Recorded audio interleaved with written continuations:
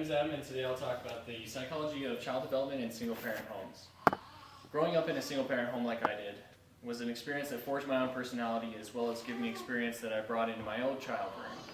I have always been curious about how growing up under those circumstances have affected my relationships. Throughout this writing, I hope I can give each of you a better understanding, if not acceptance, to what we go through as children of that type of household dynamic. I will give explanations and examples of behavioral aspects of children in single-parent homes, how the children portray their single parents based on their own child-rearing styles, and the effects of that controversial types of household dynamics have on both the parents and the children.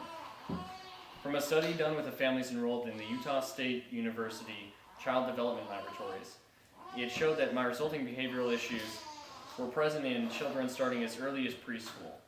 From these studies, they were able to see that not only were those behaviors heightened, but that also the development in social and intellectual areas were significantly less starting out than children who were part of a nuclear family with both parents together in the home.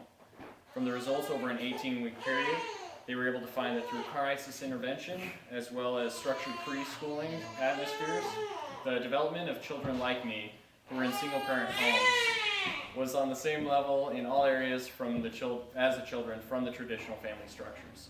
So besides the fact that single-parent homes have proven to be a hindrance in verbal, social, and intellectual fields, the additional structure of schooling programs with preschooling, as well as counseling can rectify those misgivings and give children the help that they need to thrive not only academically but also socially. A study conducted in Europe gave similar results through their test groups where the children's connection to a single mother seemed similar to the relationships that other children from nuclear families shared, besides the subtle differences of perceptions. The atmosphere in the home was dictated partly by the way the children perceived the child rearing to be taking place by the mother. They found out that through the test group, the majority of children who had only one parent viewed the mother as less emotionally warm, affectionate, and overprotective. Now, in my personal opinion, I believe less overprotective should be a pro, since being overprotective seems to emit a level of excess. Similar to my own experiences, I can say that the results from the test groups did not shock or surprise me when joined with my own childhood memories. I was a little shocked to see that the group with the stepfather, however, had a significant increase in the feeling of rejection from the mother towards the child. The final research I chose to include was one of a controversial nature: the effects that single mothers and lesbian mothers had with issues of emotional involvement, discipline, and separation anxiety. In the households for single and lesbian couples, the ways that they approached emotional involvement was more in depth than the way a heterosexual couple approached it.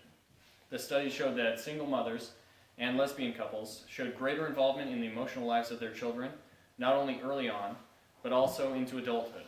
They also showed a lower level of separation anxiety about their children leaving home when becoming adults. Although as I had already made the assumptions, the levels of psychological well-being, positive family relationships in the home, and even in the area of quality of parenting, there were very little differences and similar across the board throughout all the family structures.